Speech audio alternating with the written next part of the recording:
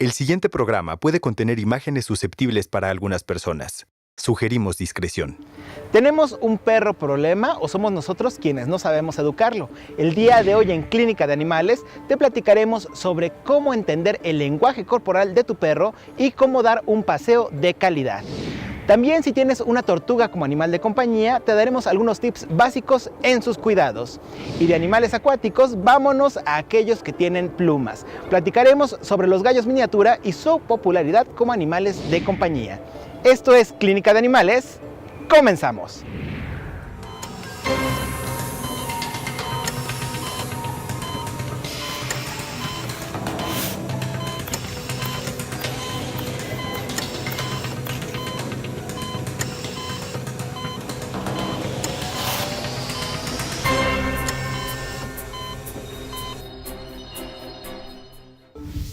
Amigos, sean bienvenidos una vez más a su programa Clínica de Animales. El día de hoy, un programa que además de tratar casos médicos veterinarios, platicaremos sobre la parte del adiestramiento, del comportamiento canino, que nos han preguntado mucho, nos lo han pedido en redes sociales y por supuesto nos encantaría que con el tema del día de hoy nos comentaran para más adelante sobre eso poder ir armando nuestros futuros programas en Clínica de Animales. El primer tema que vamos a platicar el día de hoy: tengo un perro problema. ¿En realidad lo tengo o soy yo el problema? Me acompaña el día de hoy nuestra adiestradora canina, especialista en educación canina, Marcela Reséndiz. Gracias por acompañarnos, Marcela. Gracias, Gus, por invitarme. Muchas gracias. Hola a todos. Y cuéntanos, ¿tengo realmente un perro problema? ¿Existen los perros problema, Marce? Bueno, la diferencia entre un perro problema no es precisamente el problema del perro, sino cómo estamos adecuando, involucrando a nuestro perro en las actividades de nosotros. Cómo es que se está involucrando este perro en las actividades humanas. Eso es lo que hay que observar principalmente y que estemos cubriendo realmente sus necesidades. Muchas veces estamos más enfocados en cómo me siento con mi perro que cómo se siente mi perro al respecto mío. Esa es la diferencia. ¿Cómo detecto cuáles son sus necesidades? Ok, más allá de comprarle cosas costosas, en realidad lo que necesitan es estar en contacto con un entorno, estar adecuadamente involucrados en el paseo, en el juego, en el descanso, en la alimentación. O sea, son varias necesidades que más bien tienen que ver con la necesidad del perro más que con lo que yo le pueda proveer. Es decir, no porque sea un juguete muy caro o porque sea la correa más cara, significa que el perro pues ya con eso va a ser bien educado. Exactamente, ¿no? Gus. Hay que invertirle en esta parte de la educación y entender, creo también, Marce, cómo piensa el perro, ¿no? No sé si una de las necesidades que tenemos que contemplar es la parte del paseo. Sí, de hecho es primordial. Un perro necesita estar paseando, necesita salir diariamente a involucrarse con el aire, con el suelo, con otros perros, con la mayor cantidad de estímulos sin que esto dependa de una necesidad, de una experiencia aversiva. Tiene que ser experiencias positivas, lo que nos va a lograr que nuestro perro sea mucho más estable, mucho más sociable y que se pueda enfrentar a una gran cantidad de circunstancias, gestionándolo desde su parte intuitiva y emocional. Ahorita más adelante vamos a platicar sobre esto porque la gente nos comenta mucho, nos escribe. Entonces, ¿por qué sí pasa esto? ¿Cómo podemos solucionarlo? Vamos a platicarlo más adelante. Pero antes, Marce, quisiera preguntarte, ¿tienes alguna o has tenido alguna tortuga como animal de compañía? Sí, tenemos dos desde hace 15 años. Pues bueno, ¿qué te parece? Vamos a conocer un poco más sobre los cuidados para todos aquellos que tienen alguna duda y que tienen una tortuga como mascota aquí en Clínica de Animales. Vamos. Traigo a mi pequeña Aurora. Ella la traje en particular también porque no comía. Traigo a Leo, que es una pardalis. Y a Mate, que es una sulcata. La con la que más tengo es con Mate. Tengo 1 año y medio con ella. Con ella tendré como unos 7 meses. Y también con Aurora. Son hermosas y realmente casi nadie conoce de ellas. Son muchas especies, son tranquilas, realmente sí necesitan muchos cuidados, o sea, sí es un animal muy sensible, pero no sé, son hermosas. Este día vinieron a Clínica de Animales 3 tortugas, las 3 vienen porque tienen algunas complicaciones, más bien nunca las habían revisado para ver si tenían parásitos. Una de ellas, la más pequeña, tiene un problema además nutricional que tiene que ver con una descalcificación. Estas tortugas venían acompañadas con una muestra de excremento fresca, lo cual nos permitió hacer un examen que se llama coproparasitoscópico en una técnica llamada de flotación. Disolvimos este excremento en una solución saturada que permite por densidad que los huevos se concentren en la superficie de un contenedor para poderlo revisar en el microscopio. Encontramos que presentan un parásito que son gusanos. Estos gusanos no es raro que vengan puesto que ellos se alimentan de alimento fresco. Entonces lo que hicimos es darle una toma de desparasitante y lo citamos en 15 días para repetir el examen y dar una siguiente toma de desparasitante. El caso de Aurora, que es la tortuga de espuelas más pequeña, tiene otro origen. Es un origen nutricional, está descalcificada. Es una descalcificación que no es tanto porque falte calcio en la dieta, porque le suplementan, sino porque no está accediendo a la luz ultravioleta adecuada. El encierro que mantienen, a pesar de que tienen una fuente de luz ultravioleta, no se encuentra a la distancia correcta. Corregimos un poco esto, pedimos que bajaran la distancia a la cual está este emisor de luz ultravioleta, que la expongan al sol y que corrijan con un nuevo suplemento de calcio en la dieta.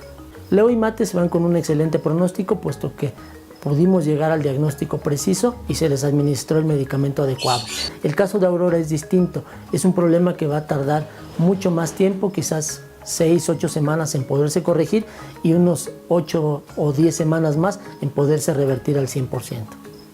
Estas especies que tienen un origen africano generalmente vienen importadas, lo cual hace que vengan acompañadas con los documentos que amparan su procedencia legal, una nota de remisión o una factura. También en los últimos años se empiezan a criar acá en México y hay muy buenos criaderos mexicanos a través de los cuales podemos adquirirlas. También es importante considerar el tamaño. Son animales que crecen mucho y que son muy longevos. Si decidimos tener uno de ellos como animal de compañía, tenemos que saber que requieren de nuestro cuidado por muchos años y van a requerir encierros muy amplios. Sobre todo en la Ciudad de México, que tenemos un invierno frío, tener que ofrecerles calefacción extra para que puedan cumplir con todos sus procesos metabólicos de manera adecuada. Me siento bien, pero también me siento triste porque no me gusta verlo enferma. Sepan antes de tener un animal todo, qué comen, en dónde viven, cuánto viven, qué no deben de comer, qué deben de hacer, qué no deben de hacer. Las amo, son perfectas.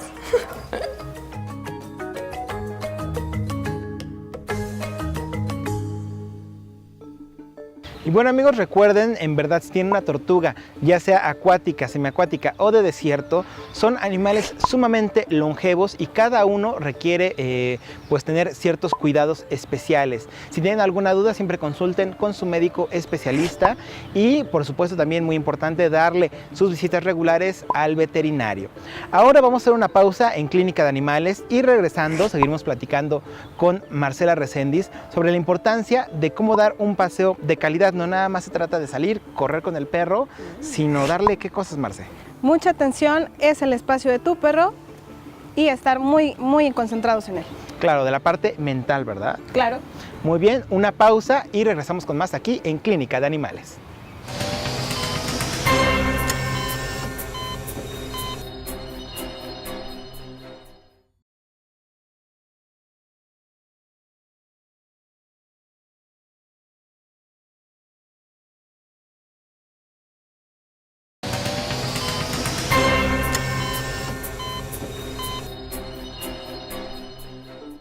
Seguimos con más en su programa Clínica de Animales. Recuerden que pueden ver este y otros capítulos ingresando en nuestro canal de YouTube y también que pueden escribirnos a través de las redes sociales de Capital 21.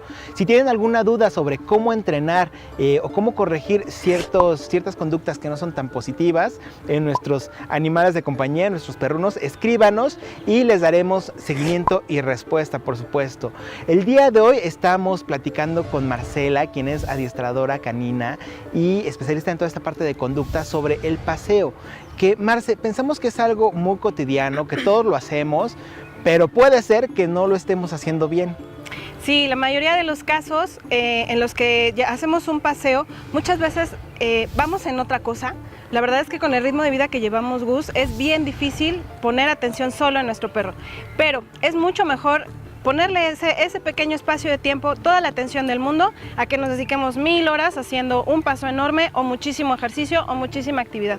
Esto, por el contrario, demasiada actividad los inunda, no les permite relajarse, no les permite llevar un paso adecuado para tener contacto y la estimulación suficiente, que al final es el objetivo de nuestro paseo.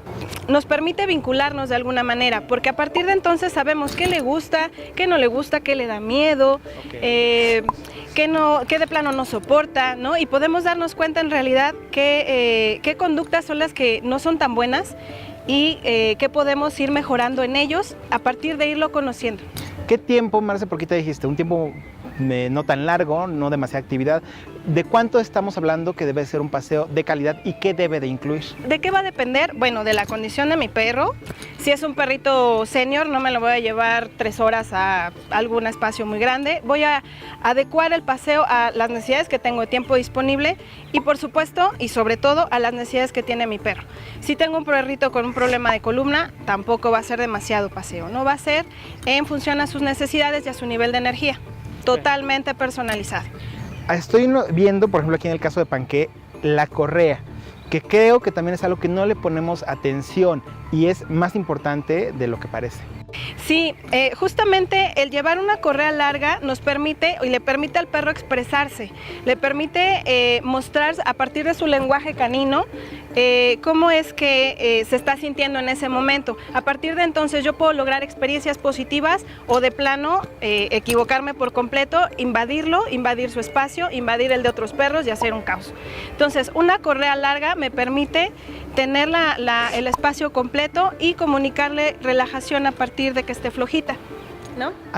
Un error que no sé, cometemos mucho es justo llevar, decimos que mi perro se come a todos los perros cuando salen a pasear, entonces lo traigo junto a mí y con una correa corta. Sí, este error es súper frecuente. Tener la necesidad de tener el perro junto, pues no le permite a él explorar, no le permite desenvolverse ni relajarse. Entonces, por favor, punto número 1, analicemos cómo es nuestra correa cuando salimos a pasear con nuestro perro. Si es que por ahí notamos que no lo podemos sacar a pasear libremente, en verdad es un tema a cambiar de inmediato. Si cambias por una correa de corta a larga, te aseguro que tu perro por ahí ya va a comenzar a cambiar su actitud. Marce, más adelante vamos a platicar sobre más cosas en esta parte del paseo, pero antes vamos a platicar de una mascota pues poco convencional. Te voy a platicar acerca de los gallos habaneros. Así es, gallos miniatura, que también la gente los tiene como animales de compañía. Vamos a conocer a esta singular mascota aquí en Clínica de Animales. Rocky es un gallito habanero. Son unos de las razas más pequeñas de gallitos. Y la verdad es que cuando lo vi era muy simpático y muy curioso. Nunca ves un gallo pequeñito de este tamaño. Tiene el pico bastante largo y necesita un recorte y un chequeo general. En este caso nos comentaban que vivía libre en algún jardín.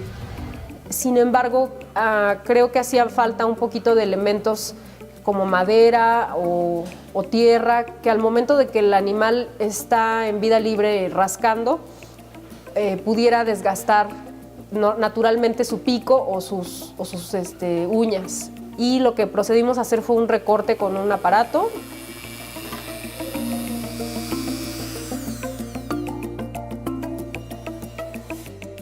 Y despuntamos los espolones y también pues aprovechamos para cortar las uñas que estaban sobrecrecidas.